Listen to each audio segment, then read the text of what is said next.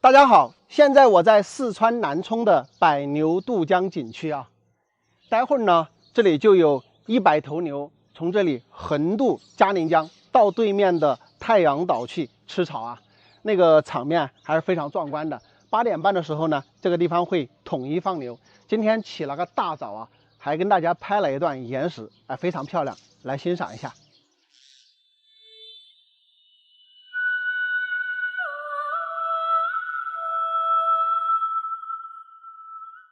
现在呢，当地的村民已经把这个牛赶到这儿来了。等一会儿我们就可以看到这么壮观的场面了。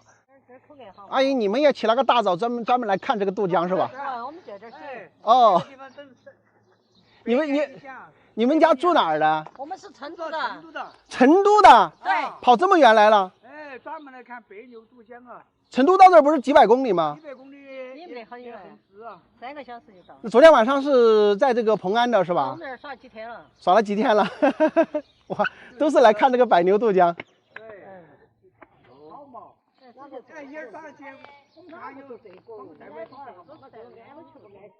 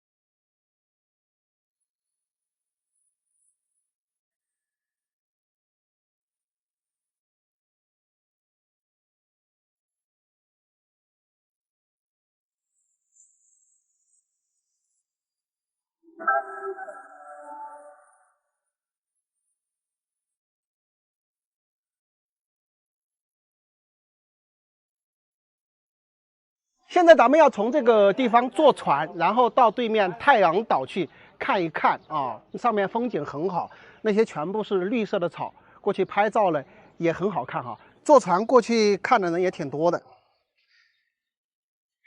这个就是船的方向盘哦，这就下岛了啊，好多人都坐船过来的。哎呦！然后在岛上玩一会儿啊，玩个1个小时、2个小时呢。待会儿咱们又坐这个船，可以返回到对面去。这个岛上的面积是非常大的，岛呢叫太阳岛，它是一个孤岛啊。整个四周呢都是被这个嘉陵江所环抱的。以前呀，他们对面的牛是直接可以走到这个小岛呢，应该是20、30年前吧，下游。也就是千里嘉陵江第一坝那个地方呢，筑了一个堤坝，就把水呢蓄起来了，所以这个地方呢也被淹没了哈。然后以前的主江呢是在对面，那么它这个地方呢是有一个岔口，所以说现在呢整个这个岔口都已经被这个江水所淹没。这些牛呢想要过来吃到这边小岛上的嫩草呢，它就必须要横渡嘉陵江呢，才能来到这个小岛上啊。从对面坐船过来呢，10块钱的船费啊，包括来回的一个往返费用，非常的便宜。来到这里你不坐船，在这个小岛上来走一走呢，就有点遗憾哈，因为这个上边全是一片绿色啊，看着心情都很好，非常的漂亮。他们这些牛呢，不是一家人的哈，是当地很多村民的。然后每天呢，固定时间从这个地方放牛过来。特别神奇的是，这些牛回家的时候啊，他们都会知道各回各家，各找各妈。你们说厉害吧？我们可以看到啊，这边是有一个栅栏的。注意看了一下，它整个小岛上呢，住着有好几排的这个栅栏。它这个是什么意思呢？就是把这一片草地给围起来。那么这个牛群在吃草的时候呢，它就不是满山跑，它是有路线性的。比如说这片的草被吃的差不多了，对吧？它就把这一片栅栏给关掉，然后牛群呢又到另外一片去吃草，这样呢就做到了很好的循环，让这个草呢能够循环去生长。那这些牛呢，它就永远有吃的。所以说这个栅栏它是非常科学的啊。他们一起坐船过来的人呢，也是东一个西一个的分散。现在这边呢就是牛群啊，看着非常的壮观吧？这个100多上200头牛在这个上边，哇，这个百合给飞起来了。这个上面有很多的百合，大家看看，飞出去了。这里呢就是牛在这边放草啊，哇，真的是非常的壮观啊！这么多的牛在这里。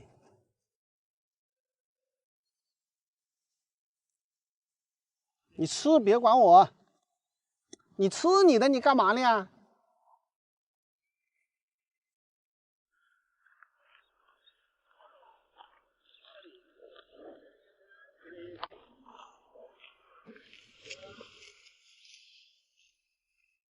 这个小岛上啊，确实是非常的漂亮啊。这些牛也不容易啊。我们时常说人为财死，鸟为食亡哈。你看这些牛呢，它们为了一口草吃啊，也是挺不容易的。一大早的从这边渡江过来，然后在这上面吃草。那么天气热的时候呢，他们也到这个江里面去洗个澡，对吧？困了呢，就在上面休息一下。反正从早上8点半过来之后呢，大概是下午5、6点钟呢，再返回去。那么一来一回呢，都要渡江，在这里吃一整天的草啊，吃得饱饱的，然后再渡江呢，可能又要消耗掉1/3的卡路里，是不是？所以说做牛也是挺不容易的啊，为了一口吃的，横渡嘉陵江。现在这个放牛也看完了哈，遇到一个上海来的阿姨，阿姨这个牛好不好看？好看，好看，打个招呼。这是上海的王阿姨，非常好看，有趣。什么时候去我们贵州玩？去是去过了，下次还要去。下次去贵要州特别好看。下次去要找我吧。好嘞，一定找你。到时候我给你当导游哈。找小周。小周，老周在前面。对。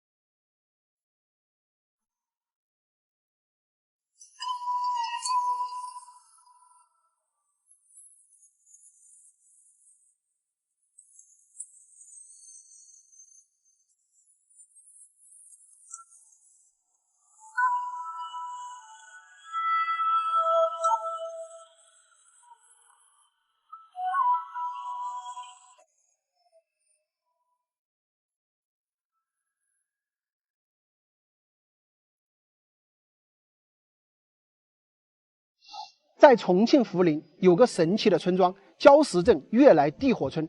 不管天晴下雨，365天地火永不熄灭，可以烤红薯、烤玉米、烧水煮饭，给村民带来了不少便利。成为了村庄里的一大奇景。那么这里的地火是怎么产生的呢？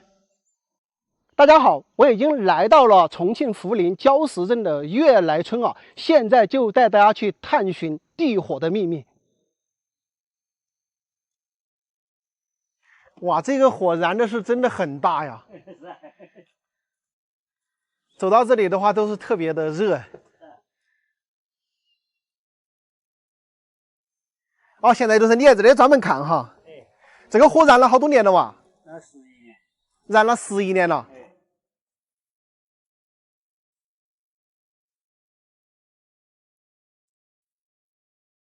来看一下熊熊大火呀，真的是熊熊大火。这个火在这个地方已经是点燃了11年了，经过风吹雨打、热晒雨淋，它都不灭，11年不灭。这里这个叔叔呢，他就把这个周边围了一下，把上面盖了一下，因为当地的这个村里面跟他讲嘛，他这个可能有点不安全，怕影响到周边，所以说他把整个这个地方给围起来，上面盖了一个棚。杨叔叔，你11年前怎么会把这个火给点起来呀11年前我来种地，来种地，我一抽烟一丢起地，一丢起火都冒出来了，都燃起来了。哦，你抽烟一丢就把这个火惹起来了。哎，对对对。哇，这么神奇的吗？哦，它这个是一个什么原因呢？这是一种页岩气，页岩气。页岩气。页岩气。它是一种气体从地下冒出来。哎，对对对对。哦，这样子的。哦，那你也是挺神的呀，丢一根烟就把这个火着起来了。哈哈。至今有多少年了？11年了。也就是你点燃这个火已经11年了。哦。从来没有灭过。没灭过。就是天晴下雨呀、刮风啊都没有灭。都不会灭，都不会灭。它这个地下的气体用不完吗？用不完了。就一直用不完。哦。这么神奇。哦。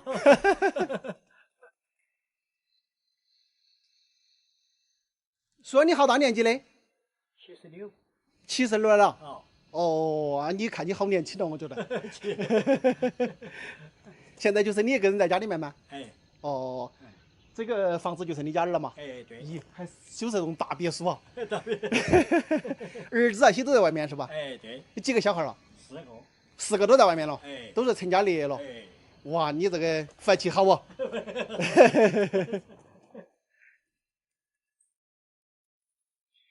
这个山下的河边还有一处冒火的地方，然后这个叔叔他带我们下去。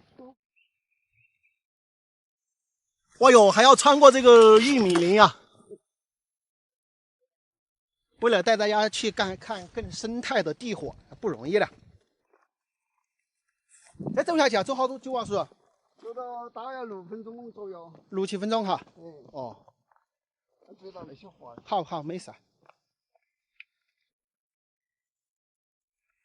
等于这边的话就是原生态的，没有围起来哈。哎，对。这个叔叔告诉我们，这个半山腰也有。先到这个半山腰看了，然后咱们再到河边是吧？这里写有一个牌子哦，地火危险，请勿靠近。这边真的是神奇啊！这个山里到处都在冒火是吧？对。哦，这里已经看到了。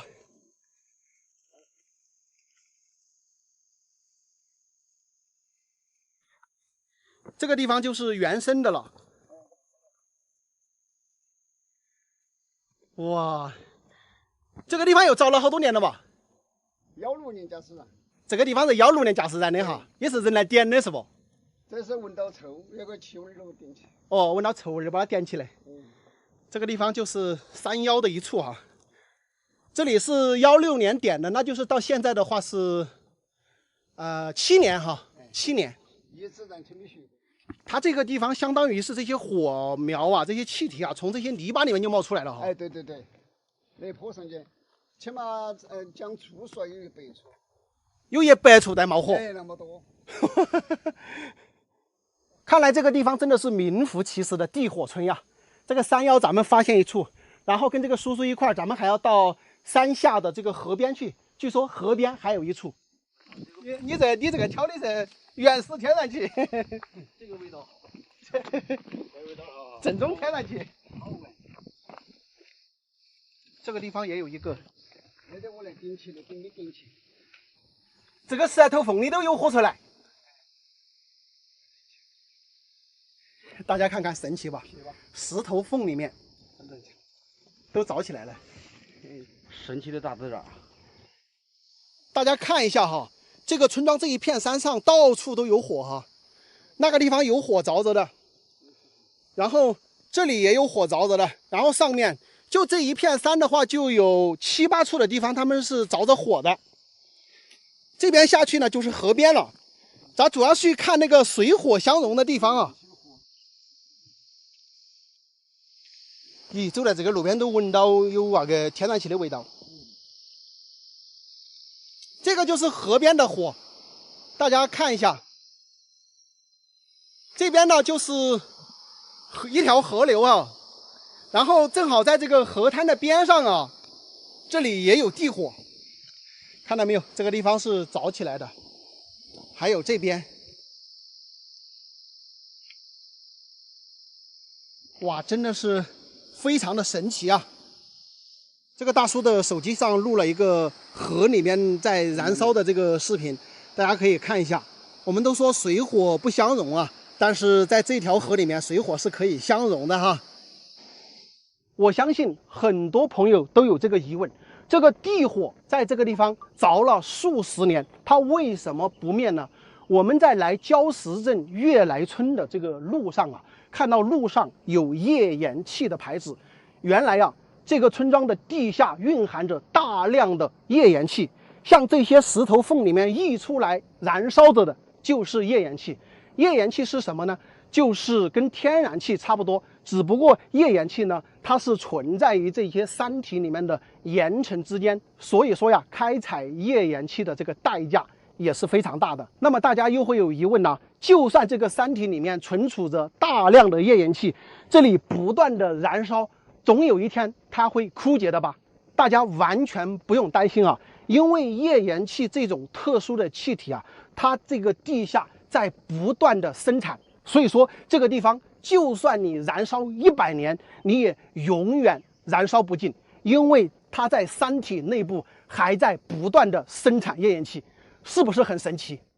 为了给大家探寻地火村的秘密啊，我硬是把自己放在火边烤了1个多小时，搞得现在是汗流浃背啊！你们看到这里不点个赞，不点个关注，你们好意思吗？好了，朋友们，今天的视频呢就到这里，咱们下期再见，拜拜。哎呀，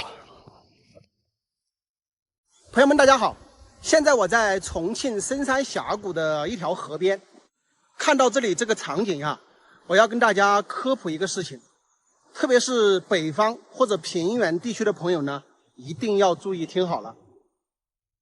我给大家3秒钟的时间，你们看到眼前这个场景有什么感想？我估计南方的朋友呢应该有感觉，也就是前2天这里涨了巨大的洪水。有没有看到对面这块田里面这些玉米全部都是被洪水冲刷过的，非常的恐怖啊！我们可以看一下这里的水位，现在的这个河水的水位离我所站的位置有2、3米的一个落差，也就是在涨大洪水的时候，需要比现在的水位高2、3米才能漫过前面的这些玉米地。这里整片玉米地基本上已经没有收成了，全部被水淹过了。那么这个路上这里挡了很多的石头，我相信呢是当时涨大洪水的时候，当地的村民哈，他们到这儿来把这些石头捡在这里，为了挡一下，看能不能挡得住。那么大自然是非常恐怖的，看一下这边这些泥沙石头，就是这一次涨了大洪水，然后从这里整个漫过，搞得这一片是这个颗粒无收，看到没有？一点没跟大家开玩笑，这些所有的石头泥沙全部就是前2天的这一场洪水从这里冲刷过后留下的痕迹。看这些玉米全部是被埋在下面的，那么他们有用手工啊把它理一点出来，当然理一点出来也没啥用了，这一块坝田基本上没什么用了哈，这些玉米全部都坏掉了。娘，等会儿了。前2天是不是这里涨洪水了？涨得好大。哎，涨了好大嘞！那桥上都翻嘞。哦。翻了。治理这个桥上都翻过去嘞。翻了，看嘛，一看那个渣都翻到那坑去了。夏季那一直都是持续增高啊。增高？马路上都那个高？哎，硬是吃起来硬有增高啊！那个王小姐的1把的安去下呀，我们的下头上都上不来。哦，太恐怖了哈！哎，啷个那么大的水哟？也确实大，个半小时，硬是遇个大痕。就个半小时的时间？个半小时的时间。那下头走，下午也从的下头的凉水从凉到了下头那个人户那个桥跟前来的，就是那个凶不凶嘛？太吓人了！哎，啷个这点啷个会水那么大呀？雨个大很呐！雨大很了哈！雨个大很大！一看我那拍的抖音，你看那个在我那雾道门那公路上，一看那个都在那头的，太恐怖了！看嘛！咦，好吓人了！就在我那雾道门那个公路上嘛。你看嘛，公路都全部安完的哈。那河沟都就那闷起来的嘛，跟那个公路一样平了嘛。是。夏季啊，是洪水高发的季节，只要你在这些河边、沟壑边玩，就要特别小心。特别是有一些人徒步啊什么的，自己又很无知，对吧？跑到那种大峡谷里面，然后殊不知后山到处都在下暴雨，他这儿没下。那你想象那个洪水瞬间过来，你根本就躲不掉。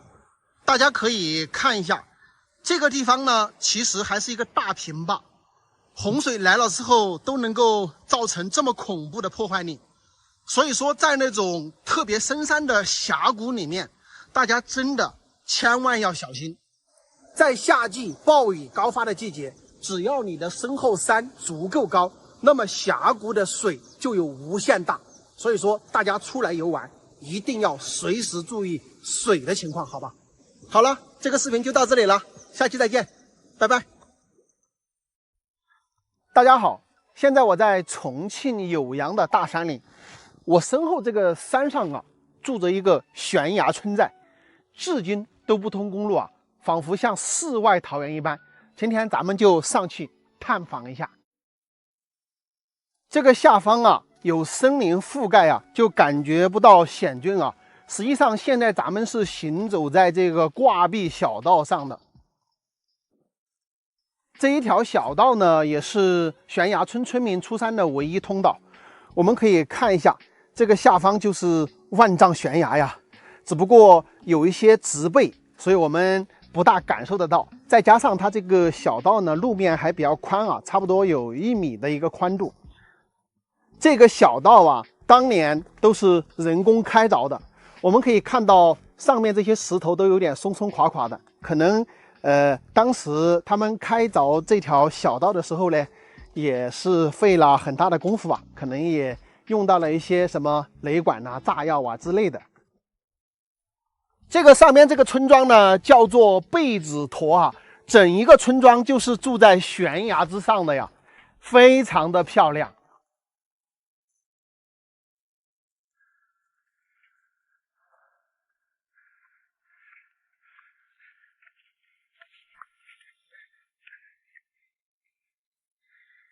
看这个样子啊，马上就要到悬崖村庄了。因为这个地方的地名就叫贝子坨，所以说它肯定是在驼峰上的一个村庄。它的两边啊都是很深的峡谷，而且还有崖壁，所以说这个地方没有通路呢也是很正常。你看看对面都有挖了毛路，但是这个地方没有挖过来的原因呢，确实是这个地方地势太险要了哈，崖壁上没有办法通这个公路过来。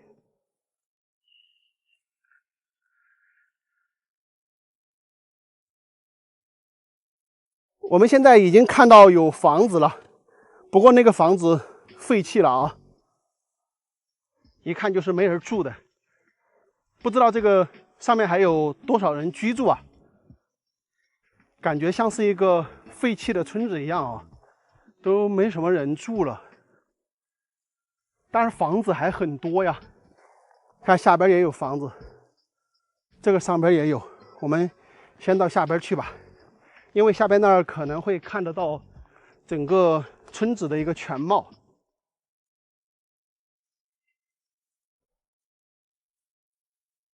这个山顶还是比较平坦的，但是非常的可惜，这些房屋边上的土地都已经丢荒了，这些草长这么深。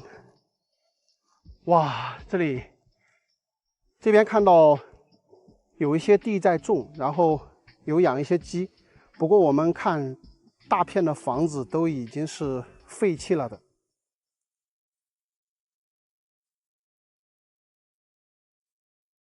大门都是开着的。吃饭没得，老娘？错，大声，他不咬人，他是在出声音。不咬人哈。他认到了，他就过来吓跑。哦。你们现在这个上面还有好多家人住啊？坐。我说这儿还有好多家人住啊。我生了都有点我生了都弄啊不听干。耳朵也听不到啊？啊？耳朵听不到啊？哎，生了都弄了。哦，等于这些房子都没人住了。没了，在这儿还有几家人哇？还有3家人，6个人。3家6个人。哎。就整个寨子只有6个人了。哎，赶紧打工去了。哦。这2个老人家，他们好像耳朵都不是很好，所以说交流起来有点费劲啊。我们到上面去看一下，看着这些房子真的是感慨万千了。以前都有很多的人，现在就6个人留守在这个山顶的悬崖村寨。耶，这里还养了好多蜂子，你们家养的是不？你们家养的呀？我啊，那旅游呢？那旅游的啊，叫他们旅游噻，就叫哪边牛啊？他们就有我们家今天啊，昨天就来等司机啊，游园的。来图什干？有羊呢？啊，那里有哪个好玩的嘛？今天我们去了看不到，你说他们那些都说好看啊，边他们反正都是自然的森林噻。哦，原始森林哈。森林有人要去赏树的，森林好看了。等于你们这个村子周边都是全部是矮矮。啊，哎呀，好自要送的还是啊？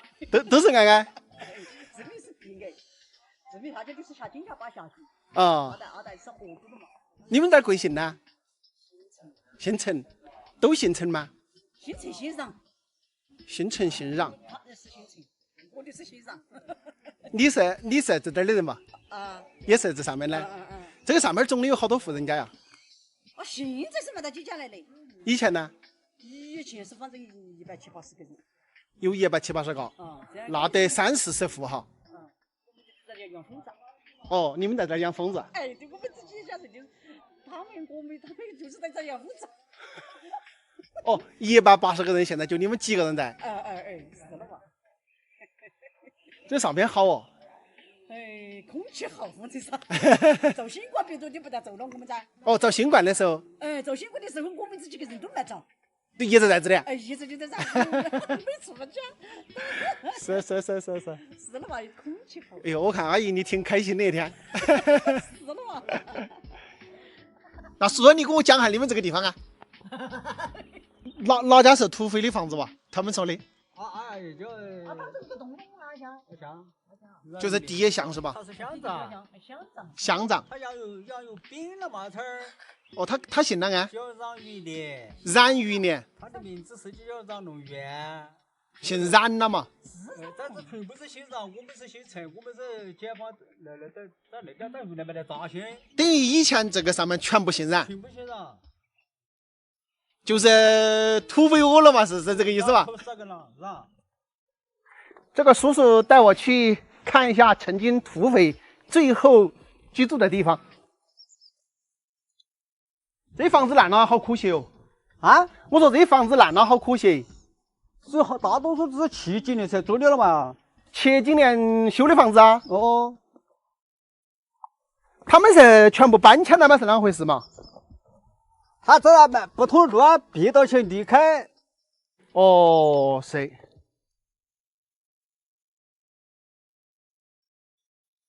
这个房子也是够大呀，长5间的。长5间了嘛？啊，这些房子都收到大哦，都是长5间哈。收到的。哦哟，这2棵树是好大哟。这一树，也许爬到的这里就找不到这个，这个是松木，叫凤沙。这个是哪个叔叔啊？松沙，这个里边沙还紧了，你看带的不那大的。这个树真的大耶。大家看这棵树啊，就从崖壁这里扎根进去，竟然长这么大。哎，这个树最少也是好几百年了。不是大几百年是吧？打在水里去的，打不在水里去不得。有些它走了，咱就不敢过去了。对，它总是有点怕。这个不害人哇。耶，我听你的是对的，过来这边确实好看。你看嘛，那些山生得好噻啊。对，哦，这山生的真的好看。你我注意啊，你要在这拍要安全第一嘞。对，这条小道啊，就是这个村子背后的。你看过来这边看的，就像一片世外桃源般呢，真的是很好看。这里有很深的一个大峡谷，这个下边啊吧有好几百米深喽。不是有几百米，随便嘛200米深哦，200米都不止，太深了这个下面。不虚此行啊。对，好看。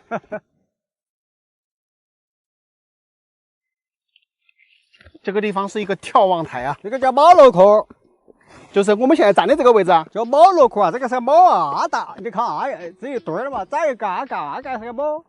那边也是个猫楼壳啊。哦，这个是个猫一对儿。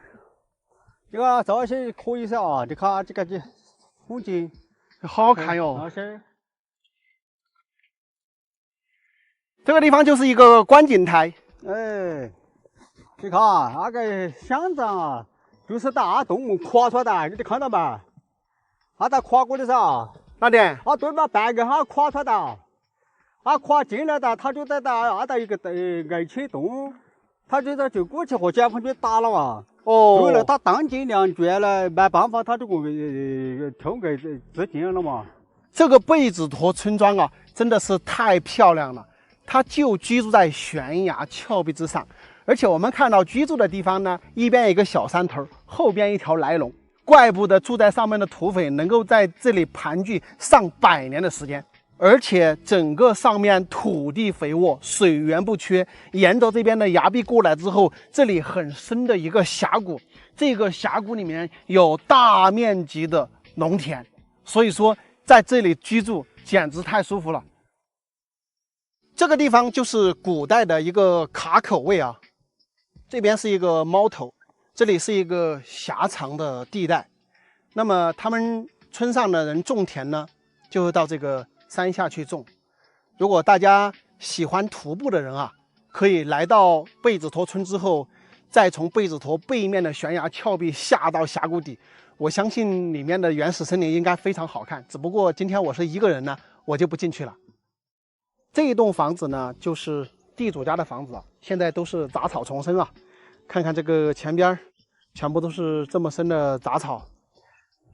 整个这里的木房建筑呢，它是楼梯形的啊，建得还挺漂亮的。特别是我们从空中来看的话，这边这些房子呢，都是没人住了啊，想想还挺可惜的。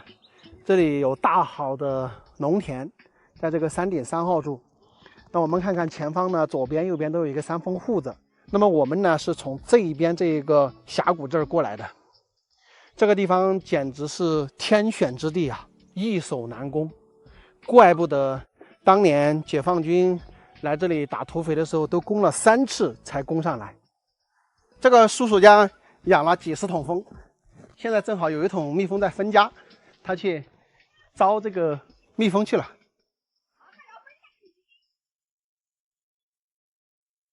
大家觉得这个村庄美不美？说了古代，咱们说一下现代啊。现在呢，这里总的是30-40户人家，一共有180人左右，但是都没有在这里居住了，只有6位老人，啊，在这里，他们都是在这里养蜜蜂的。一年在这里养蜜蜂呢，也可以卖个几万块钱。如果大家想体验一把这种山寨生活呀，倒是可以来这里小居几天，因为有那么多的空房子嘛，可以找主人家商量一下，在这个上边呀，居高临下，一夫当关，万夫莫开啊，可以体验一把当年3代王的这种感觉哈。好了，朋友们，今天的视频呢就到这里，咱们下期再见，拜拜。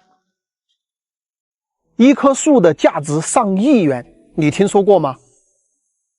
在贵州铜仁德江县的楼房村啊，有一棵千年金丝楠木树。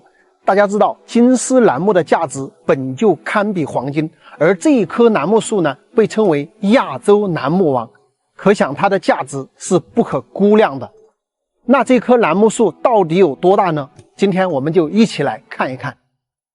现在呢，我们已经来到了这边，看一下，可不是我乱说啊，这里写有牌子，千年神树亚洲楠木王。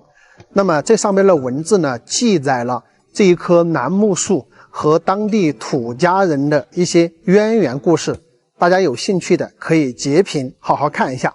现在我就带大家上去看一看这棵特别神秘的千年古树啊。本来千年古树就很少，但是千年金丝楠木的话就更加的少见了。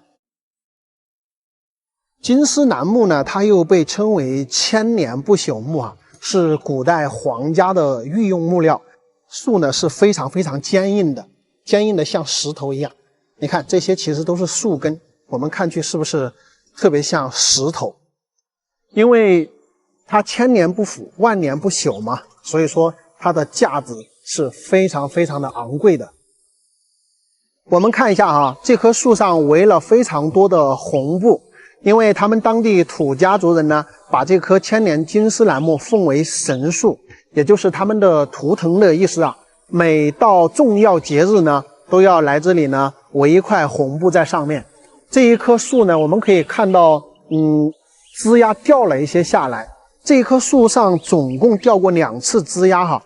第一次枝丫掉下来说是卖了20多万，第二次好像是卖了40多万吧，就是掉下来一个枝丫就值那么多钱。这棵树呢，它有很多的一些神秘之处啊。比如说它第2次这个枝丫断下来的时候，实际上在这个树的下方呢，头一天正好他们村里面的人在这里做祭祀的活动，第2天这个枝丫才掉下来，感觉冥冥之中啊，好像就有这种安排似的，它都是在这里保护着当地的村民。据当地的村民讲啊，每当这个地方有山洪爆发呀，有地质灾害的时候啊，他们村里面的人呢，都会在这棵大树下来避险。每逢天气特别干旱，没有水吃的时候啊，这棵楠木树的边上，就是这个位置，就会冒水出来，给当地的这个村民饮用。我要告诉大家的是，这些传说，不管它是真实的也好，故事也好，我始终觉得这个地球上啊，很多东西它都是追求一种平衡状态，而我并不会把它认为是一种迷信。为什么这样讲呢？你比如说，我们很多在农村待过的人就知道，特别是很多山上的村庄，以前有很多人在那里待的时候，水也是不缺的。但当人慢慢的搬出大山离开了之后，那个地方的水呢，也会逐渐的消失。就像我们中国人做人一样的，凡事都追求个差不多就行了，对吧？所以说呢，世间万物它其实也在追求一个平衡的原理。这个下方大家看到没有，有2棵棕树，这2棵棕树仿佛就像这棵金丝楠木的守护神一样啊，真的挺神奇的。大家看到没有，上面寄生的那个棕树就在上面，这里棕树的这个叶子有没有看清楚？就在这个位置，我以为是没有了，结果上面还有这个寄生的棕树，而且它这个上面寄生了好几种树木啊，不只是那一棵棕树，所以说真的是好神奇啊。可能没有比较的话，大家真的感受不到这棵树到底有多大。我走到这个树边上去，你们就能够做对比了。看一下，大家有没有感受到这棵树的大？感觉我站在这里好渺小啊！这棵树到底有多大呢？朋友们，这一棵树它的树高是43.5米，什么概念呢？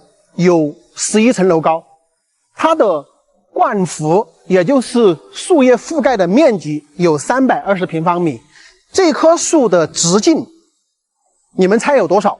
刚刚那个栏目王的那个牌子那里有数据，它的这个树围是12米，12米的树围，我们换算成树的直径的话是3.8米。3.8米是什么概念，朋友们？也就是2个我平躺着对接过来都只有3.6米，而这棵树的直径是3.8米，这个应该是没有吹嘘的。我站在这里，大家比一下就知道。我现在到这个位置，对吗？我躺下去2个人，差不多也就是跟这个直径差不多。所以说呢，哇，真的太大了这棵树。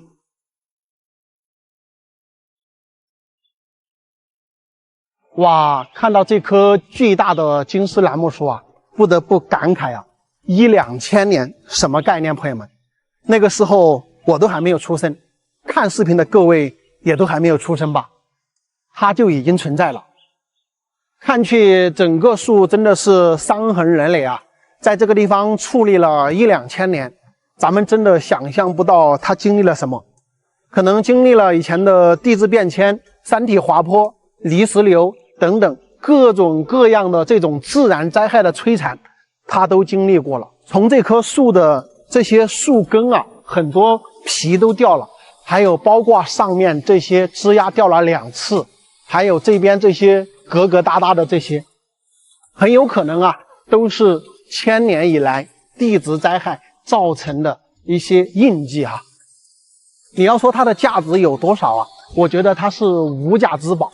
你别说1个亿了，就是2个亿，人家也不能卖。而且它是这个楼房村村民的图腾，对吗？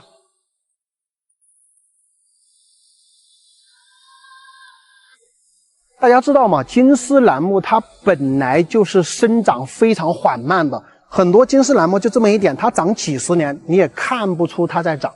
所以千年古树咱们还是挺容易见的，但是千年金丝楠木，而且长相这么大的金丝楠木，真的还是头一次见。朋友们有见过这么大的金丝楠木树吗？欢迎大家在视频下方留言评论。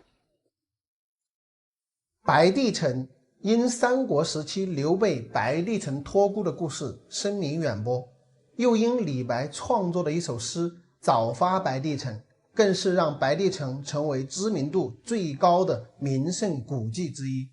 白帝城位于重庆奉节县的白帝镇，是长江三峡的西起点，原来与江岸相连，三峡工程蓄水后成为现在的江中孤岛。白帝城的历史可以追溯到西汉末年，当时割据一方势力的公孙述在巴蜀称帝，于曲塘峡口紫阳山上筑城，并因城中有一口井经常冒出白气，袅袅如白龙，公孙述以此为由自称白帝，并建白帝庙，所筑之城名为白帝城，紫阳山也因此更名为白帝山。白帝城一面靠山，三面环水，前临长江，气势雄伟，地控2川，扼5溪之险，占楚江上游，被称为巴蜀咽喉。冷兵器时代啊，东边的军队想要进攻川蜀，最便捷的进兵通道避过三峡，只有拿下这里才可以考虑攻取成都，自古以来就是兵家必争之地。三国时期，关羽失荆州后败走麦城，被孙权所杀。刘备为报孙权杀关羽之仇，不顾诸葛亮劝阻，举倾国之兵70余万，大举伐吴。与吴国交战近1年时间，并不顺畅。为了稳扎稳打，从秭归沿长江一线直达夷陵，连营700里布防，结果被陆逊抓住机会，火烧连营700里，损失惨重，几乎全军覆没。刘备退守白帝城后，次年4月，过于懊恼于夷陵之败，一病不起，含恨而终，托孤于白帝城。托孤堂以雕塑的形式再现了刘备白帝托孤的场景，观览之中啊，不免让人生出许多感叹。刘备知道阿斗是扶不起的，对诸葛亮的临终遗言是：君才10倍于曹丕，必能安国，终定大事。若世子可辅，辅之；若其不才，均可自取。也是古往今来历朝历代君主不曾有过的言语，其中啊有幸难，也有无奈。这个地方呢，就是10元人民币的背景图，三峡之巅夔门，上边呢就是三峡之间的观景台。我的正前方这里呢，就是白帝城。白帝城悠久的历史和其所处的特殊位置，让其成为历代文人墨客入蜀出川的重要落脚点。李白、杜甫、白居易、苏轼、陆游等等都曾游历过白帝城，并留下了许多千古传颂的名篇。其中最有名的当属李白的《早发白帝城》：朝辞白帝彩云间，千里江陵一日还。两岸猿声啼不住，轻舟已过万重山。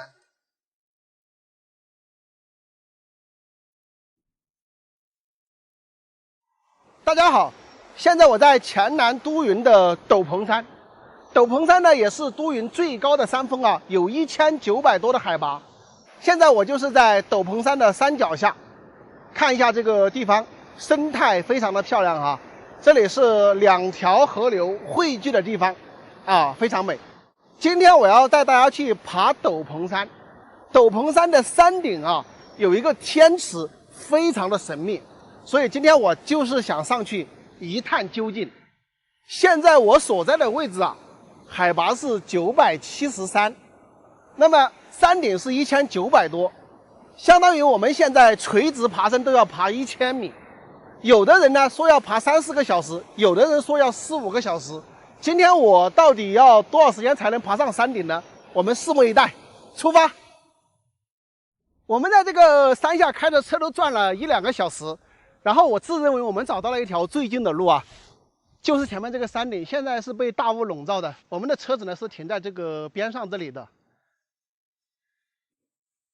反正我感觉我们不遗余力是吧？找到的这条通向山顶的路，应该不要他们说的3个小时、5个小时，估计2个小时差不多了。走吧。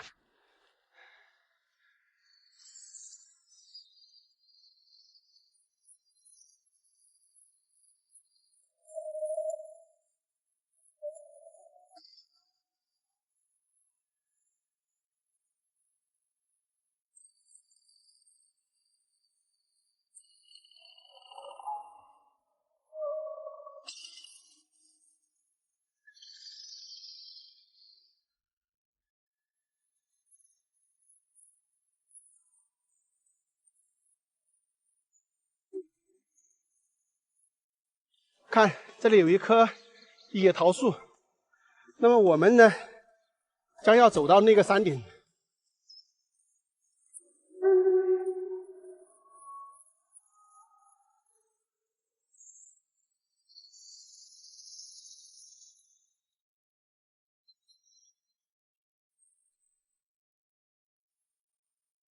走到这里太渴了，喝点这个山泉水。看一下这个水，都是从这里面出来的。这个地方呢就可以喝了。哇，透凉！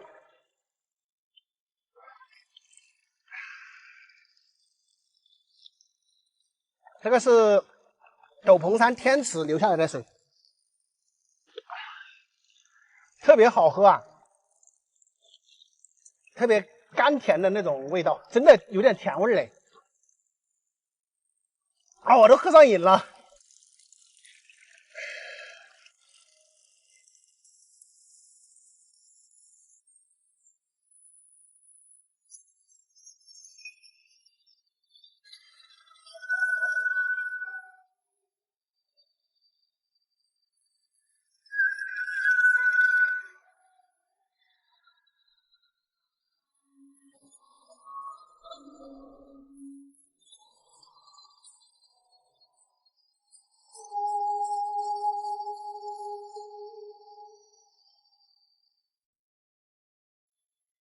大家看这个竹子上面都全部是青苔，你说我们犯得着吗？走这里面来干嘛？真的是，哎呦，全身都搞得脏死了。你们看我们这样子，是不是挺爽？哇，太难找了。在这个山顶呢，都绕了好几个大圈，这不马上就到天池，这么神秘。到了！啊！说的就是这里，我的个天哪！我们今天呀，真的是费了9牛2虎之力，才来到了这个天池。在路上有2/3的路程腰都直不起来，要走这样的山路，而且我们走的还比较快，走了2个小时，就是比以往所有人走的这个时间都要短。我们应该是找到了一条最近的路，哇，太不容易了！而且走到这个山顶来的时候，都绕了好几个圈才绕到这个天池。果然，这种山顶的天池就是比较神秘的啊。如果说有朋友想来斗篷山看天池，一个人是肯定不行的。明确的告诉大家，最少要2到3个人结伴，因为在路上有很多的岔道，你没有一个人商量的话，你一迷路了，你走都走不出去啊。进入这种大山里面来徒步，一定要注意安全。据他们讲啊，这个天池是深不见底的，这个天池的上方有一层浮草。我现在是在这个边上哈，大家看一下这里，我脚一踩的话，这个水都会冒出来，这些全部是特别柔软的，所以说呢，边上这些是承重不了太重的，所以大家不要在这个地方来太用力的去在这个上面嬉戏玩耍哈，要评估一下这个安全系数。现在我们看这个水中，宛如一面天空之镜啊，非常的漂亮。斗篷山的海拔呀是1900多米啊，它也是这一片山峰最高的山，也是这些群山的领头羊，所以说这里呢也被称为龙头。那么正好在斗篷山的这个山顶啊，我们在这里发现了一个巨大的天池。这个天池非常的神奇，它就在山顶。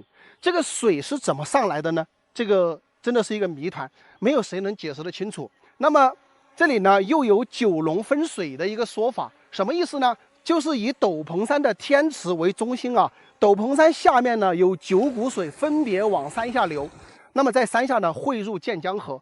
这9股水呢，实际上也跟这个天池是相通相连的，因此呢也被称为9龙分水，所以是一个非常牛叉的地形。整个这个斗篷山脉啊，都是以这个斗篷山的山顶为主，它就是一个龙头。那么龙头的这个前方呢，是有非常多的一些村庄。整个斗篷山的来龙非常的长，而且这个山体非常的巨大。哇，这个地方真的是不得了，特别是这个天池的水呀，让人无限的遐想啊。你想一下，在这个山顶之上，它怎么会有水冒出来呢？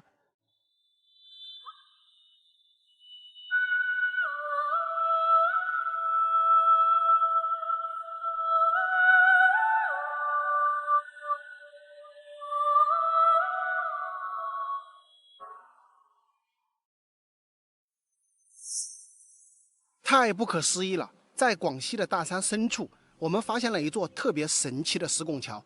这座石拱桥由无数的单体条石拼接而成，整个跨度之大，看起来非常的震撼，但又感觉很秀气。这不得不让人怀疑它的结构是否稳固，承固能力又怎么样呢？带着这些疑问啊，今天我们就一起到桥上去感受一下。朋友们，大家好！现在我在广西河池平南乡的拉磨，这座桥呢就在我的身后。我们知道啊，在大山里有很多的这种石拱桥啊，但是他们建的呢都是非常的结实。这个石拱桥呢，看去给人一种什么感觉呢？就是它不结实。你看哈，它就是一块一块的条石这样呢拼接过去的，整个只有一块条石，所以说呢，看去给人感觉非常的单薄。有没有那种感觉，人上去踩的话都有可能塌？我们到那个桥上去啊，看看它中间是怎么样去粘合的，好吧？大家来看一下这个桥拱下面，像那边的话长了好多的草，那么它不是一整块的条石，它也是几块这样拼接起来的。这个下面呢做的是严丝合缝啊，做的非常的精致。你看这个底座，对吧？它都是直接从这个河底然后起出来的底座，包括那边也是一样的。侧面的话就是这种一条一条的这个接缝，它的条石的大小呢也基本上是差不多大小的。这座桥的建造呢应该是有非常多年了。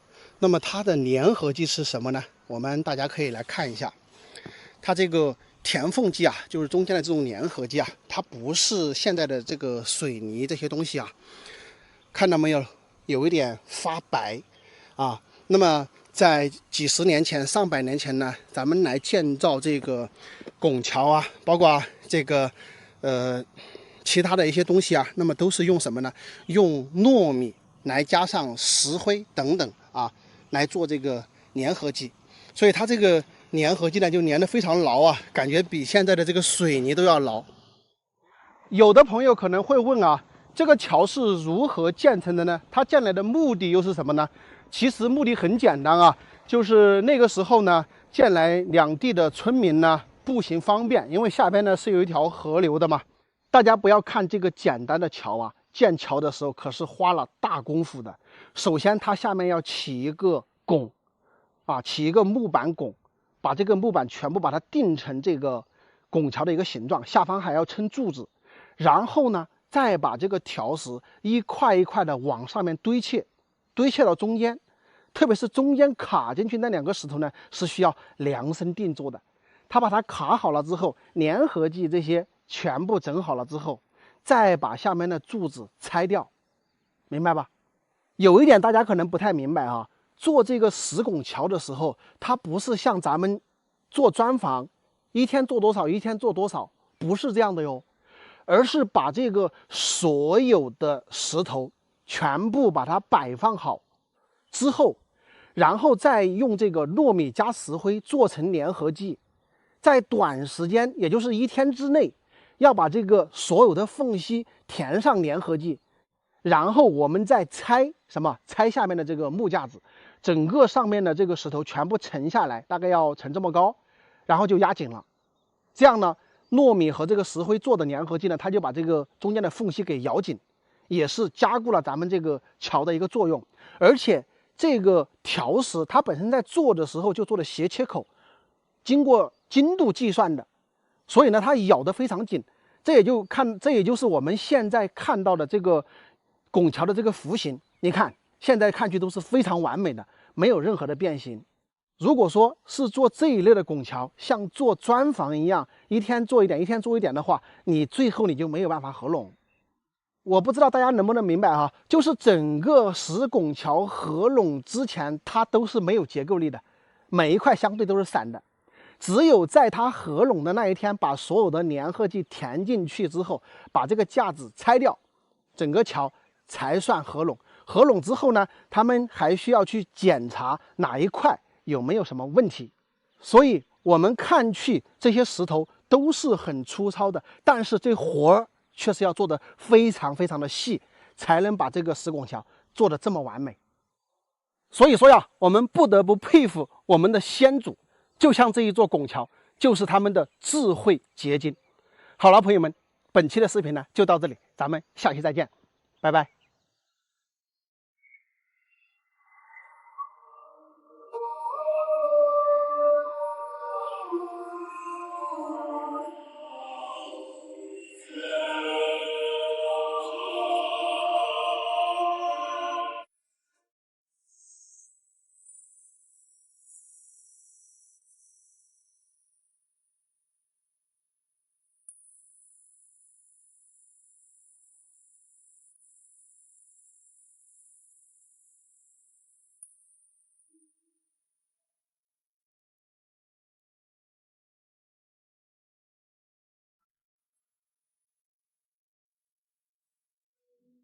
我现在所在的位置呢，是一个山顶天坑的位置。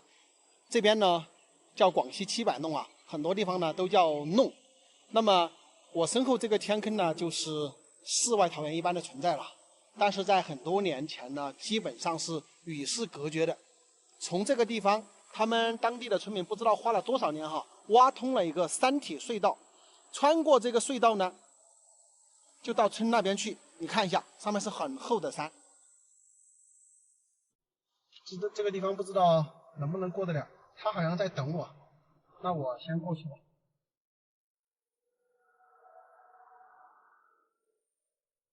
耶，这个隧道的长度其实也不短呀，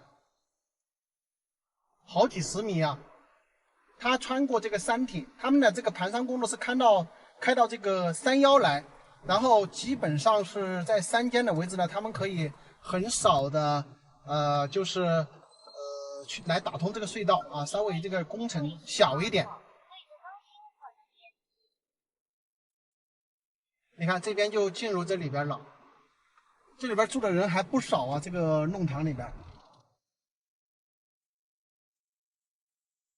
来到这个村庄里面，发现这个村庄还挺大的，你看全部是错落有致的这个楼房，阶梯式的建上去，这么一长排的这个房子，感觉这里面就是一个比较大的村子哈，还不小。那么那个路上去啊，上边好像还有一个学校什么的，待会儿我把车开上去看一下。我刚才呀在外边飞无人机的时候，我一直没有搞清楚它这个公路是怎么进来的，为什么里面是弯来弯去的，我还不知道它这个洞口在哪里。我们进来之后呢，才能够看得比较清楚啊。我到这边这个角度给大家看一下，你们看哈，从那边那个洞穴穿过来是在这个位置，然后它这边又折返一个弯到这个地方去拐弯，然后从这个洞上边又弯到这个地方去。这个地方还有一片的房子。这个公路修到这个弄里呢，它就是专门为这个村里面的村民修建的公路。到这个里边呢，你是出不去的哈，只能又回头经过那个洞穴呢，我们再出去。到这里面它就是一个尽头的公路了。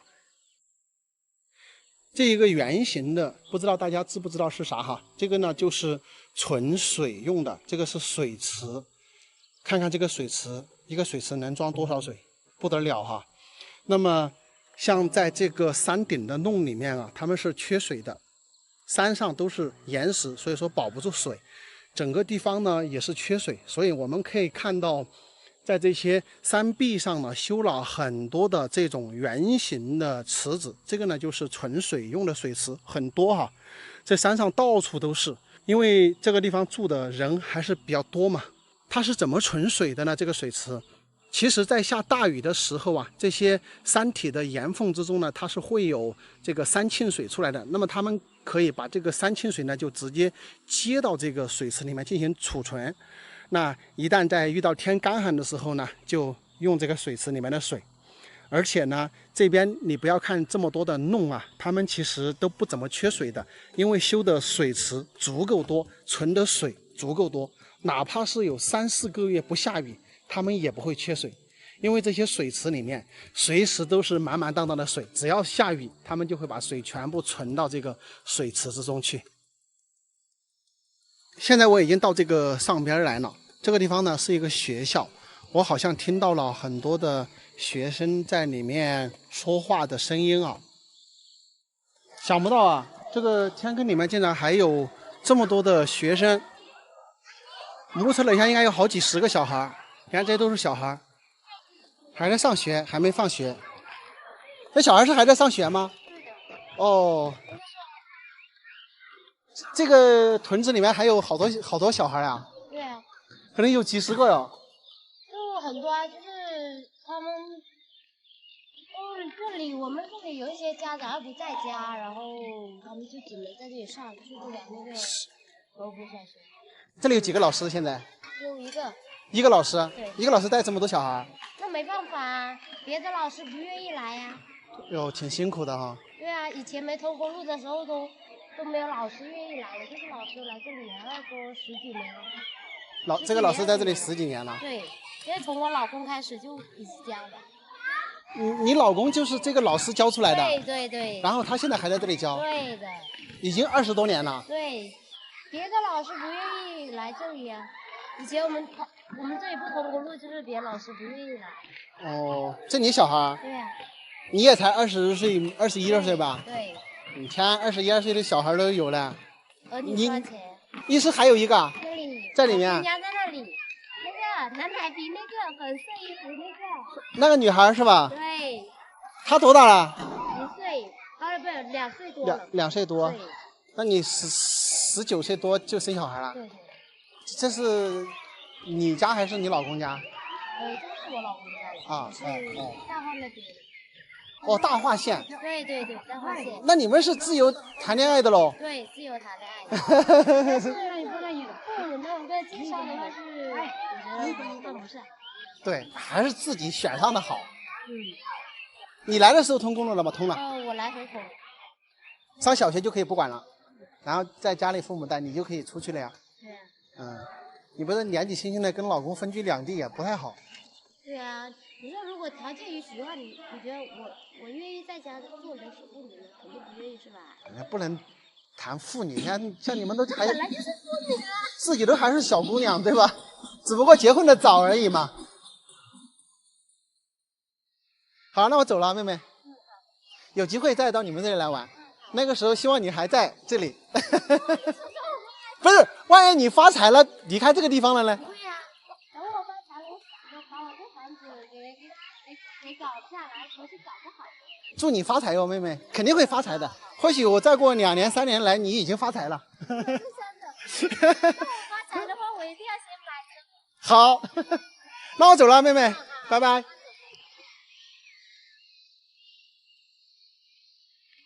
刚刚跟那个妹妹聊了一下呀，大概知道这里的情况。他们总的有30-40户人家哈，然后你看这个房子建得很密。我们呢也只能从他那儿了解，因为年龄稍微大一点的人基本上都是不会说普通话的，而且他们的少数民族语言我也不懂。生活在这里呢，说实话条件确实是比较艰巨啊。在这条公路未通之前的话，他们都要翻过这些大山，然后再下去。每一次去镇上来回的都要搞个5-6个小时，所以说非常的辛苦啊。这里的人非常的勤劳哈，从外面修了那么陡的那个盘山路上来，然后又把这个山体挖通隧道，包括这个村子的内部呢，它也修通了这个穿来穿去的路，上边还有学校。在这么条件艰苦的情况下，然后能够把这个村庄也建设的挺好。你看那个楼房都是2-3层、2-3层的。这边的人我们确实看得出来，他们比较勤劳。看看这些山上啊，很多这个石旮旯的地方，一点点的地方呢，都把它开垦出来，然后种了好多的玉米。当然现在呢，基本上就一些留守的老人在家里种这点地，然后年轻人呢，大多数都在外面打工了。但他们的小孩呢，很大一部分都留在这里了。你们看，总的是30-40户嘛，但是我们看到那个小学里面呢，就有30个左右的小孩，所以基本上小孩都是留在这里面上学的。他们把这个1、2年级上完呢，然后再出山去，在这个镇上去呢上3年级开始吧。那挺佩服那个老师的，主要在上课也没有时间问一问他，他一个人在这里教书教了20多年。可能最近几年呢，这个公路通了，那么他可以轻松一点，开车过来在这边教书。但是前面的10多年呢，基本上都是走路过来了。特别是留在乡村的这些老师啊，我觉得都非常的伟大。好了，今天呢天气也比较晚了，我们不在这里停留了，还要赶往下一个县城。视频就到这里了，下期再见，拜拜。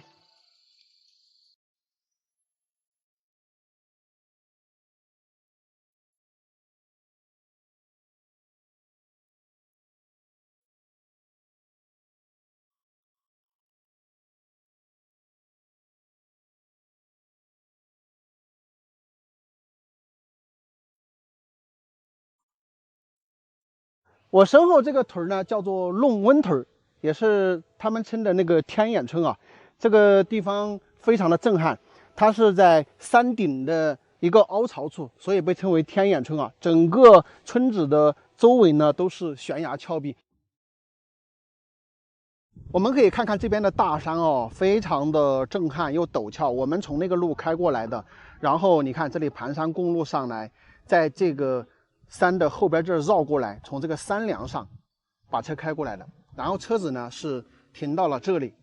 那么整个这个天眼村呢，它实际上是在这个山顶一个凹槽处。看一下，说实话哈，确实是属于那种资源匮乏的地方，因为整个一个周边都是这种石头山啊。我们看到这个石头山上也没有什么大的树木啊，只有那些缝隙中呢长一点这个绿植出来。那么在这个上边呢，基本上是没有很好的一个土地的。而这个天眼村里面呢，也住了好多户人家，是吧？那么他们的生活来源是啥？因为整个这个地方就这么一小个面积啊。现在呢，我们已经在这个村子里边来了，大家可以看一下，有4、5栋的这个楼房啊，都是2、3层的。在这个天眼的坑底呢，也还不错啊，下面有一些土地，然后那个地方也有一些土地。整个这个村子呢，它是被围在了这个山顶的这个弄里面，也就是我们说的天眼村，对吧？我们从空中俯瞰的时候啊，感觉这个地方呢像是一个天坑状，但是实际走进来呢，还挺平坦的哈。因为它这个天坑呢是在这个山顶上嘛，所以说整个还比较平坦，而且也比较凉爽。它不像那种特别低洼的那种坑啊，那种天坑的话就比较热。我们可以看到啊，他们这个天坑内部的半山腰修有很多的那个水池，像这个圆形的都是水池。整个这个天坑一圈的这个半山腰呢，都修有很多的水池。你看那个房子后面修了2个，这边这些也有。我看了一下这个天坑内部啊，这种水池有不下10个。那么它这里面呢，总的是好几户人家哈。我看这里的房屋呢有个7、8栋。那么从这个土墙房子来判断呀，这个上边居住的人呢，那可能是不下100年了。因为这种土墙呢，肯定都是100年前的产物啊。那中间有一个小房子，正坐在这个坑底的中间，哇，看着不错。然后他们这里竟然还要在这里新建房子，看到了吧？这里正在打地基啊，要在这里新建房屋啊。有很多地方有大面积的土地丢荒都不种，但是你看在这个地方土地资源是非常匮乏的，所以他们在这个边上的这些石旮旯子啊，就一点点位置啊，它都会种玉米，都会种一些粮食。所以你看，所以人生长的环境不同啊，然后大家面临的这个处境也不同。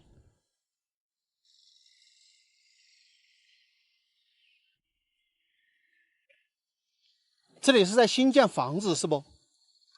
就准备在这里建房子。哦。建来养牛。这里有多少家人啊？5、6家，总的只有5、6家吗？都搬迁了哈，就是那种盖瓦的都搬迁了。然后楼房的话就没有搬的，自己建的。这多少年了？这里住了？100多年。那你们知道这个祖辈为什么搬到这里来住吗？以前老子说我哪里知道啊？以前也不知道。那这里也是瑶族了？是啊，瑶族啊。哦。那你们这里的话，就靠在这个地方种地来生活吗？以前的话？对啊，外面也有啊。外面还有地啊？对，外面有地啊，全部扛过来。我看那个山上有好多水池，你们这里是不是严重缺水啊？对，严重搞的。那等于说那个水池搞在那里的话，就是等这个天下雨就存水。对。修这么多个池子，有没有遇到天干的时候水不够的？如果不下雨了，水不够喝了。怪不得你们这修应该有10个池子吧？有吧，不止10几个吧。10几个？对。反正一个池子的用。没有长流水哈，这个上面没有。应该你们这么多池子的话，应该连续2、3个月晴天的话都不大会缺水啊。那么多的没事的。没事的啊。你看这个就是智慧啊，严重缺水的地方，就靠天水的话也能把这个水的问题解决。对。但是修那些池子的话，确实花了很多时间可能。我们刚刚了解了一下哈，他们这里现在有6户人家在这里住，也就是现在建楼房的这几家人呢是有人留守居住的。像这个还是红瓦房这种，这几个红瓦房呢就搬迁过了，没有在这里住了。相当不错啊，这个地方看去，这个公路修通之后啊，简直就是一个画龙点睛之笔啊。然后从这个山梁上的一条公路延伸过来，在这个地方呢形成一个椭圆的结构。我跟他说，就像一个鹅蛋形，或者说大家可以把这个想象成一个蝌蚪形的一个环形路啊，空中看起来特别漂亮，但是我们在地上的话就看不清楚啊。人啊，其实生活的这个环境越艰难呢，其实人们的这个干劲精神就越强。你看这个地方，他们本来是严重缺水的一个天坑，对吧？但是看到这些房子的周围遍布着10多个水池，到现在呢，他们完全不缺水，也就是你有2、3个月的时间从来都不下雨，他们也不会缺水。生活在这个环境之中啊，只能咱们去适应环境啊。从2016年通了路之后，这个地方反而是大家特别喜欢来玩的地方。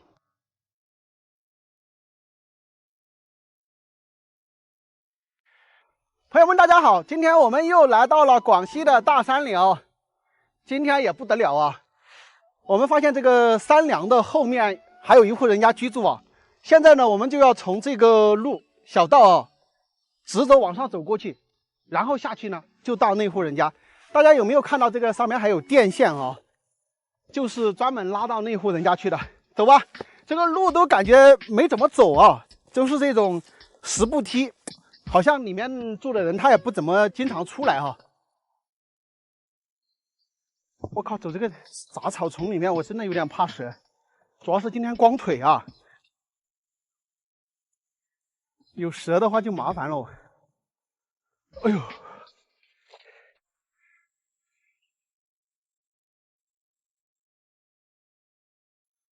这怎么感觉像走原始森林一样？路都被边上的这些树叶挡住了。哎呀，真是不容易啊，住在大山里面。哎，这偶尔爬一下都这么累。哇，马上就见到曙光了哈，到了山顶了。哇，我的天！到这里就豁然开朗，这里就是一个峡槽。先给大家来个空中的场景，太漂亮的地方了。走吧，下去看一下。不到黄河心不死，来都来了，一定要下去看一下他们居住的这个地方。你说这样的路，让你们城里人来走的话，你走路都走不稳，何况说住在山里啊，有时候还要背着一些物资，少则几十斤，多则100多斤，你说你能走吗？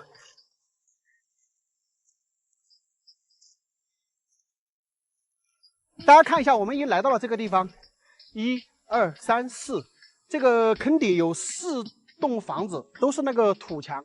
但是那个住人的那个房子呢，它是修的2层的那个砖瓦结构的楼房。我看到这里可能还发展有产业啊，他养的蚕在哪里啊？我比较好奇啊，看看他养的蚕。咦，他还养有一个马嘞，他这个马从哪里过去啊？哦，难道那边还有条路？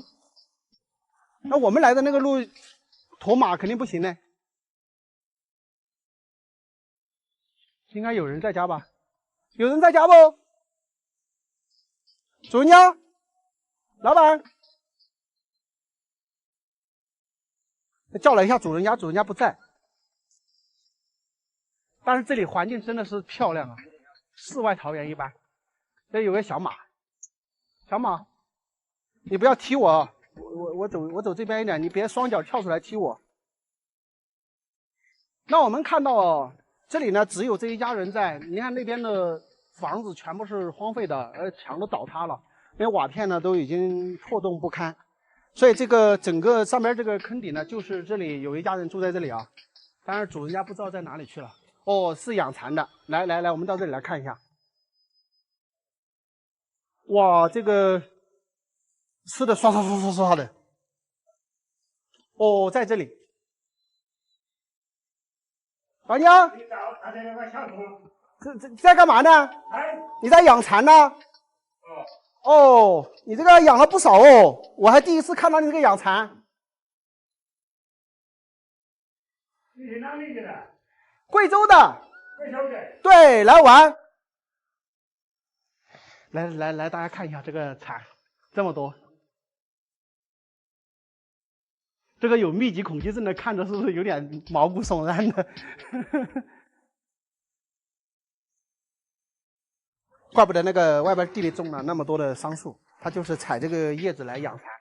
这边养的应该有不少啊。你是哪里的？我，贵州的。贵州来到这里做什么？玩。我们都是旅游的。我们就在旅游。旅游嘛。旅游玩耍。哎，就是这个地方呢，玩的没有用啊。有玩耍嘛？你养了多少蚕？哎，你养了多少蚕？多少？一箱3个。一箱。一箱是多少条？100块钱。几百块钱？你养出来可以卖多少钱？1000块。几千块？那还可以哦。你这些桑树叶全是自己种的哈？你种这些够了吗？够了。够了哈。一年就养这个蚕也可以赚几千块钱，还可以哈。然后你还养有牛嘛？养了多少牛啊？几头？哦，还可以哦。您贵姓啊？姓韦的。是不是韦小宝的韦？哦。现在是不是就你们2个老人在上面？现在是不是就你们2个人在上面？我们人家搬迁了。都搬迁了哈。就你没有搬是吧？我也搬，我现在我到这里做工。哦，你也搬迁了，在这里做工。这样子。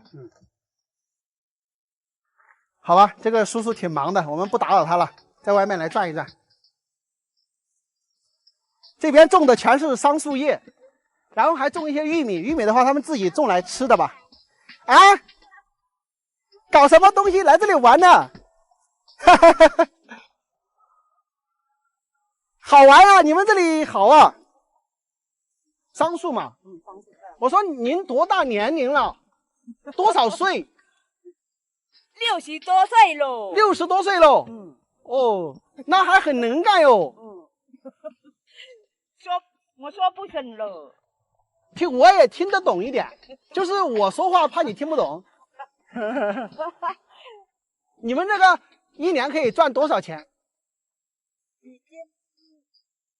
？2块钱，20块钱。1斤20块钱，一年可以弄多少斤？不知道。不知道。弄个2000斤可以不？2000斤弄得到吗？2000斤。差不多。差不多哈。那可以。那你这个玉米种来是自己吃的？玉米收不完呐。吃不完。种来吃不完。2个人呢，舍不得几多。哦，现在就是你们2个老人在这里是吧？其他的人全部搬走了。搬走了哈。哦，你们在这里就是为了在这里搞一点养殖，然后就是整这个东西，是吧？这个上面很好哦。种上去多容易点，时间多短点。就是种这个比较好，它轻巧一点，你好拿出山去嘛。如果你种别的话，可能就太重了，拿不出去啊。15点才得该得买。哦，你忙吧，我转一下哈。你忙你的，我这儿走转一下啊。干什么嘞？旅游来玩的。没有其他事情，就是玩。可以呀。可以啊。看看这边的土墙，这个就是以前的土墙，这个土墙要超过100年了。这个土墙很多朋友不知道怎么做的，你们来看一下，它这个是一层一层的，它是用那个木箱给它关起来，然后里面还加有一些木材加固。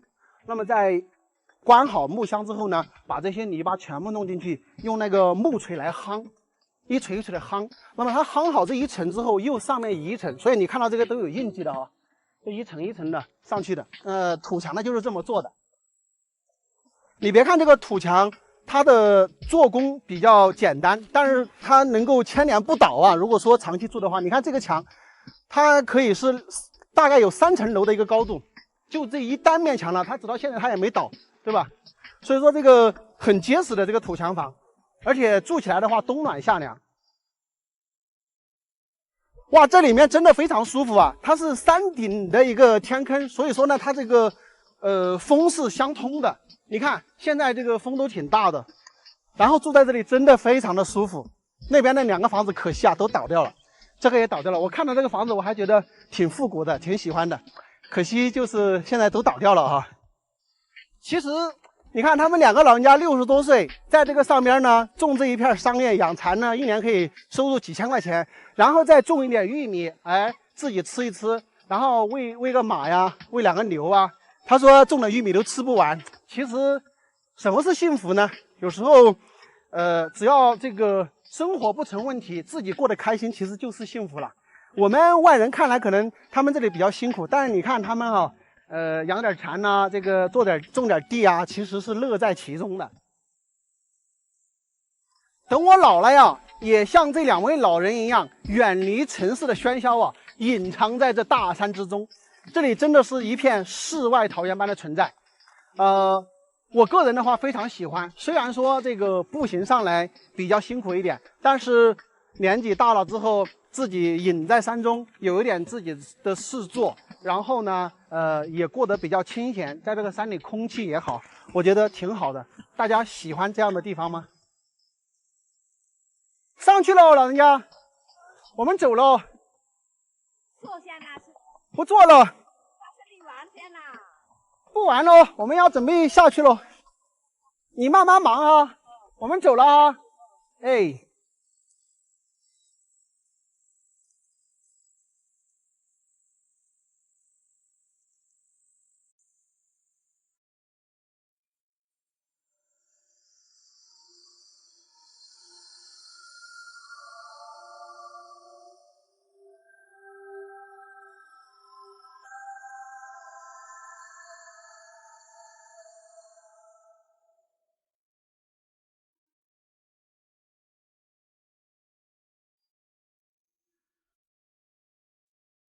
大家好，今天我们来到了广西的大山里啊。看这里啊，环境非常的好。这边呢有一条小道通向这个山里面的一个弄，那边呢是不通路的。看这个路走的人还挺多的，所以今天我们是打算过去里面探访一下。今天呢也不止我一个人哈，我们一起有2、3个人。我们来看这里啊，这里有一片崖壁，然后下面有很多的这个石头。像这个石头的话，都是应该若干年前垮塌下来的。它怎么垮塌下来呢？当年啊，我是站在这个山顶练这个九阳神功，一不小心呢，脚跺了一下，就把这边崖壁给跺下来了。不好意思啊，我也不是故意的。走吧，我们现在继续进山去啊。你们不是老说你怎么一个人进山吗？今天我们3个人啊，这个是阿志兄弟，这是林小兄弟啊。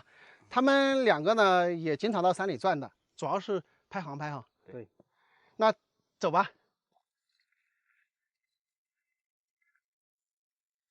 我们现在其实已经上了一坡了，然后再从这边走过去，走那个垭口那儿，再过去呢，就应该到了我们想去的目的地啊。这个步行还是又要走不少时间，大概全程的话，应该也有个50分钟。可能会超过1个小时，走慢一点的话。这边呢，全部是这个陡峭的石梯啊。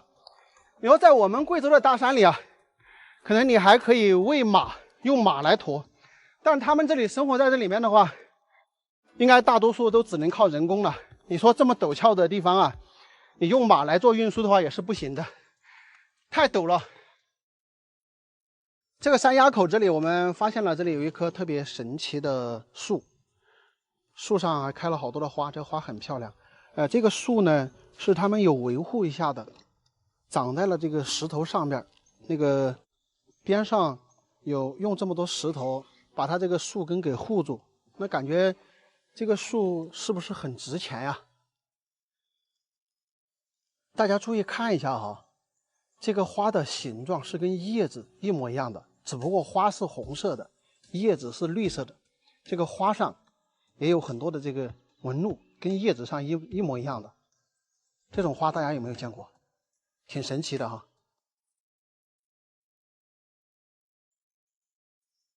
走在这个山梁上来啊，这边看到的全部都是这样的石头，就像一座石头城一样。而这个石头呢，都是那种特别坚硬的那种大青石。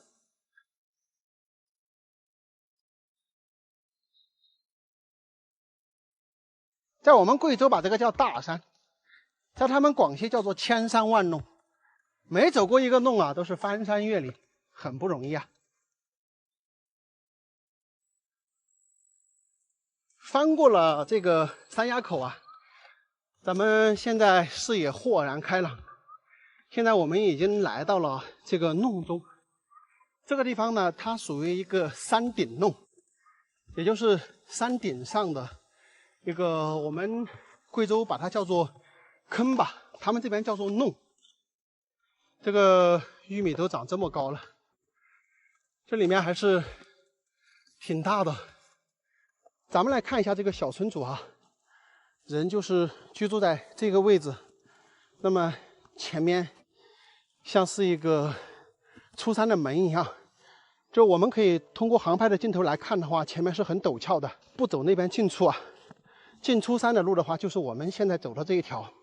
大家可以看一下这里整体的一个环境，两边都是收拢的崖壁，那么前方这里是一个平坦开阔的地界，再往前方那个岔口过去就是悬崖峭壁，整个两边的山呢也都是很陡峭的那种山，相当于把这个地方围在中间。那么我们呢就是从这个垭口过来的，所以它这个地方是一个长条形的这种山顶弄啊，所以在这个上面还挺凉快的，是吧？因为它不像那种在深坑中的弄啊，在山顶的弄的话，它是通风的，两边的这个垭口的话，跟他们这个地方也差不多是平齐的。我们现在已经来到了第一栋房子的这个地方，仿佛感觉这个第一栋房子没人居住了。刚才我跟大家说了，那边我们看到有一个打石粉的机器，他们呢就是用那个石粉机把石头磨碎，然后加上水泥呢，做成这么大一块一块的砖。你看这个做砖的这个盒子啊，都是他们自己做的，然后就用这个砖来建房子。所以也就是刚才我跟大家说的嘛，我们在广西的这些深山弄中啊，都会经常看到有这种3层4层的这种楼房，那么就是这样做的。哇，这个村子还不小哦，是吧？这里挨着一大片的人家户。这个房子呢是肯定没有人住了，我们稍微进去看一眼呗。当初在修这些房子的时候也是费了死老劲了，对吧？而且修的几层几层的。这个就是活脱脱的一个荒废的房屋。前方我们看看，这个是院坝，是吧？全是杂草丛生，都是没有人住了。我们继续往村子下边走吧。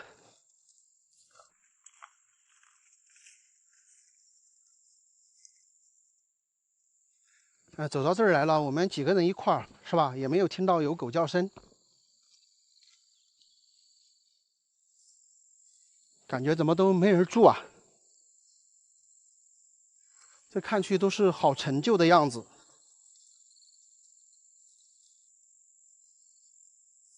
这个房屋给我感觉应该是有人住啊。这个房屋，如果有人居住在这里的话，肯定是这个房屋啊。其他的应该不是。老人家，你吃饭了没有？吃完饭了。哦。我说话你听得懂不？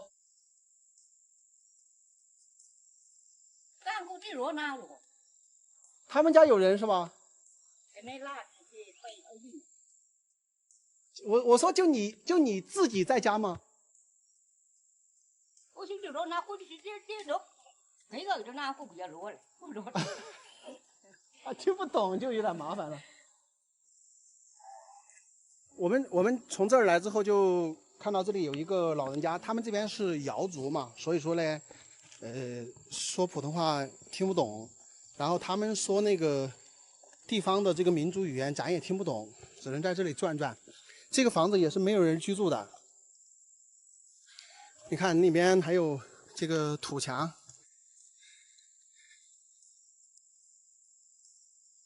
这边这些都是全部垮塌掉的，这里面是没有人住了。我们这转了一圈了，应该就那个老人家在里边住。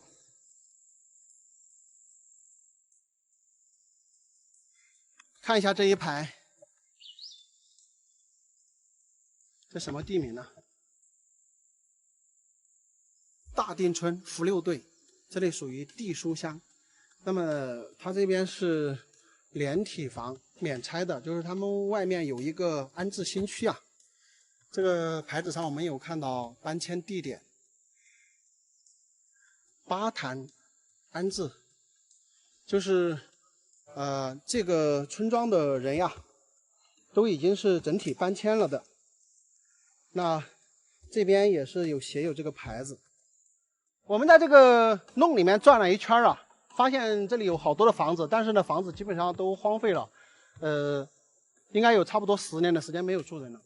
只有这下边这个房子有一个老人家在这里，他估计是不想在这个下面去生活吧，所以他一个人留守在这个大山里面。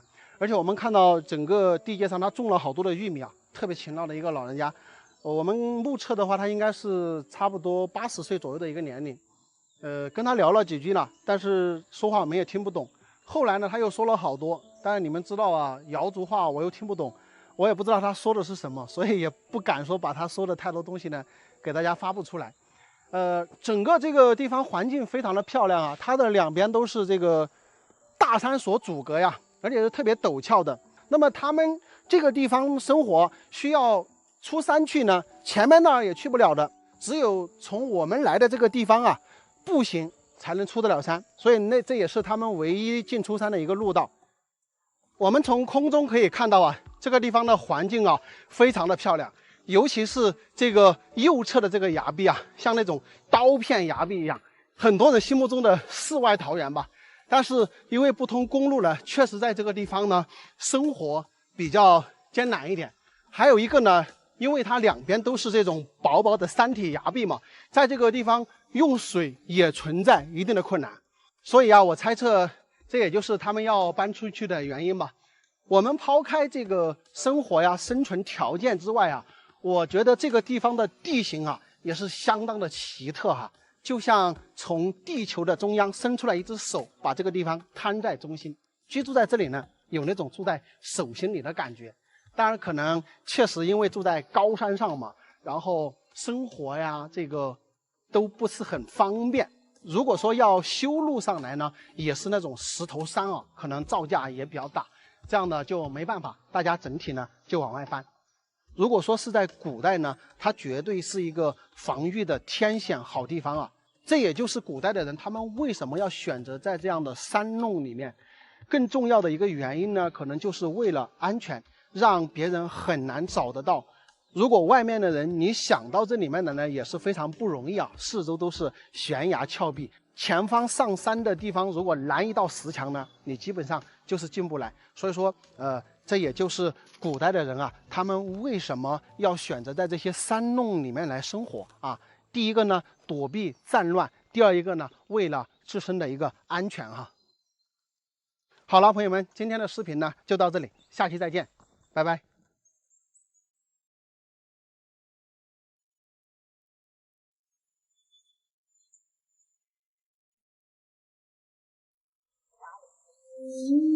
也听不懂，就是您多少岁了也不懂。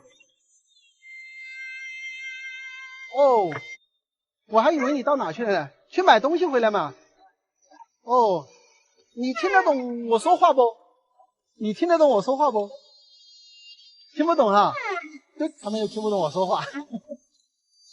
啊，你们慢点哦，歇一下，然后慢慢回去哦。我们下去了。